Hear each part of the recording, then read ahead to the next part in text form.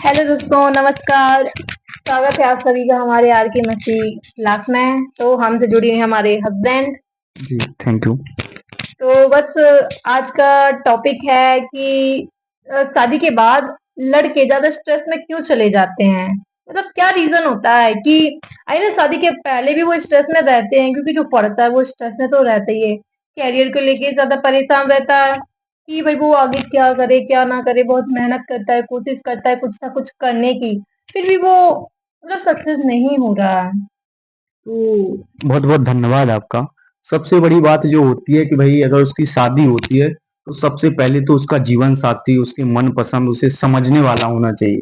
अगर उसको वो समझता है और वो पत्नी अगर अपने हस्बैंड को अच्छे से समझ पाती है कि भई ये किस प्रकार से रह रहे हैं, उनकी हर चीज़ बिना बोले समझ लेती हैं, तो भई इससे खुशनसीब वो कोई लड़का नहीं होता जैसे कि मैं हूँ।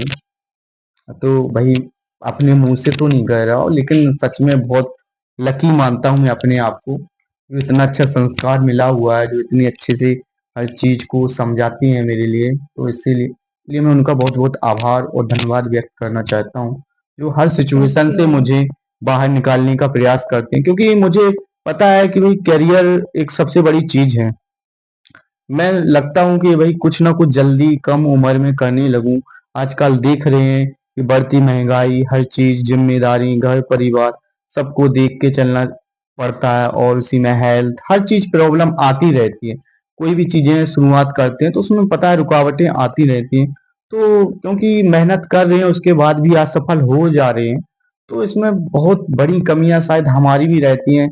और कमियां इसलिए मानता हूँ क्योंकि अगर हम मेहनत कर रहे हैं अगर उसमें सफलता नहीं पा रहे हैं, तो इसका मतलब तो यही है कि कमी है, कुछ ना कुछ कहीं ना कहीं कमी है, उनको सुधारने का भी प्रयास करते हैं। या फिर ऐसा भी तो हो सकता है कि भाई अगर आप मेहनत कर रहे हो, जी। सक्सेस नहीं हो रहे हो, बार बार मतलब नेगेटिव नेगेटिव जा रहे हो कि भाई मतलब नहीं हो रहा है आपसे काम, जी। ठीक है।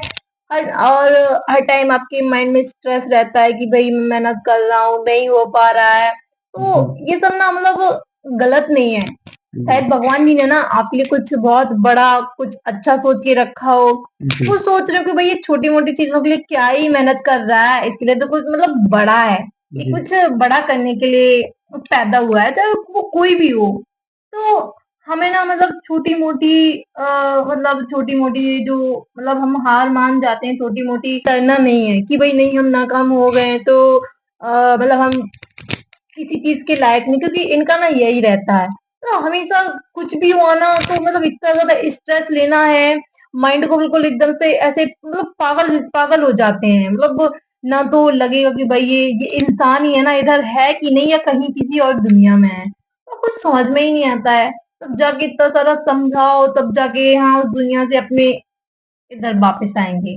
बहुत बहुत धन्यवाद। मैं इसलिए हो जाता हूँ क्योंकि कभी कभी सोचने लगता हूँ यार इतनी मेहनत कर रहे हैं इसके बाद भी असफलता प्राप्त हो रही है।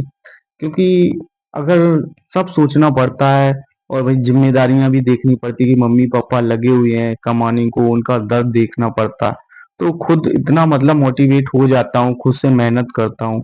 शायद पता नहीं क्या कहीं ना कहीं कमी रह जाती है, तो इसलिए असफल हर बार हो जाता हूँ। बहुत प्रयास कर रहा हूँ और आज अभी भी मतलब कंटिन्यू प्रयास कर ही रहा हूँ हर फील्ड में। मतलब इस तरह से कोई ना कोई स्किल हो हमारे पास जिससे हम इतना तो कर सके कि भाई अपने मम्मी पापा को दो रोटी बैठा के आसानी से खिला सकें, अपने बच्चों का अच्छा भविष्य बना सके, अपनी पत्नी के लिए भी अच्छा कर सकें, घर परिवार को अच्छे से दोनों मिलके जिम्मेदारियों के साथ निभा सके और घर परिवार में हमेशा खुशहाली बनी रहे। तो उसके लिए कोई ना कोई सेटलमेंट होना बहुत जरूरी होता है। हाँ, तो मेरा मानना ये है कि परेशान होने से, अपने माइंड को ना खराब करने से जी। किसी भी परेशानी का हल नहीं निकलता जी। है।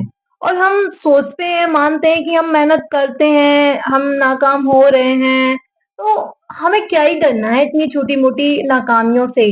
हमें वही मतलब अगर हम नाकाम हो रहे हैं ना, तो ये समझ लीजिए कि हम किसी बहुत बड़ी चीज़ के लिए तैयार हो रहे हैं। तो जो जी। भगवान जी है ना, किसी बहुत बड़ी चीज़ के लिए उन्होंने हमें भेजा है। और ये छोटे-मोटे काम मतलब हमें नहीं करना है। इसलिए वो जानबूझ के करते हैं कि भाई नहीं तू रुक जा, तुझे ये नहीं करना है, तू थोड़ा वेट कर, तुझे बहुत बड़ा करना है। और आज तक देख लीजिए कि जितने लोग ज़्यादातर नाकाम हुए हैं ना, उन्होंने ज़्यादा ही ऊँचाइयाँ छुई हैं। चाहे वो बिल्कुल। किसी भी फ़ील्ड में देख लीजिए, क्योंकि अगर किसी ने कोई एग्ज़ाम भी क्रैक किया है ना, कोई हुँ, एग्ज़ाम भी निकाला है ना, तो ऐसा नहीं है कि वो डायरेक्टली एक बार में हुआ है, नो।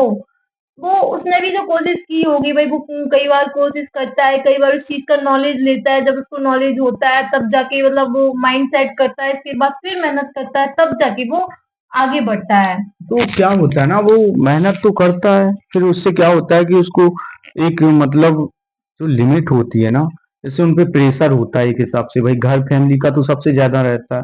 जो मम्मी-पापा हैं, वो तो आप देख रहे हो जैसे जो किसान मतलब मिडिल फैमिली से आते हैं, जिनके पापा-मम्मी मज़दूर करते हैं, जैसे अपने हुए, है ना? तो उनको ऊपर भी कि मेरा बेटा जल्दी से जल्दी कुछ अच्छा करे, आगे बढ़ने का जल्दी प्रयास करे, कुछ ना कुछ कम टाइम में सक्सेस हो जाए, वो सफल हो जाए, यही उम्मीदें वो लगाए हुए हैं, है ना? सही टाइम या लिमिट वो हमारे हाथ में नहीं होता है। अच्छा, जो भगवान जी है ना, उन्होंने हमारी लाइफ की बुक में लिख के रखा है कि सही टाइम तेरे लिए ये है, इस टाइम तू सक्सेस हो जाएगा और लिमिट भी तेरी इतनी है कि तुझे इतने टाइम तक ही झेलना पड़ेगा। और लिमिट जैसे ही खत्म होती है तो भाई तेरा काम तो बन ही जाएगा। तो अब वो 1 हमारे हाथ मिनट में ये नहीं आप होता है। जैसे आपने बोला भगवान जी, मैं भगवान जी को बहुत मानता हूँ और मेन बात है कि देखो भगवान का भी उसमें योगदान रहता है मतलब सबसे ज़्यादा 15% अपनी किस्मत का योगदान रहता है, बाकी 85% अपनी मेहनत होती है।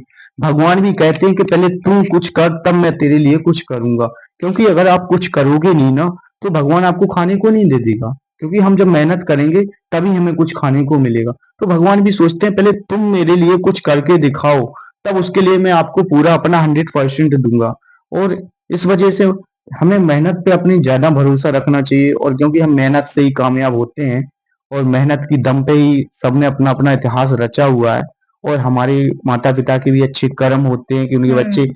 आगे जाते हैं जी, और बिल्कुल। हमारे भी अच्छे कर्म होते हैं जो हम अगर किसी के साथ सकारात्मक भाव से सोचते हैं, उनको कुछ अच्छा मतलब बताते हैं और किसी के साथ बुरा नहीं सोचते हैं, तो वो व्यक्ति हमेशा आगे जाता है और उनके अंदर सहनशीलता सबसे बड़ी चीज़ होती है।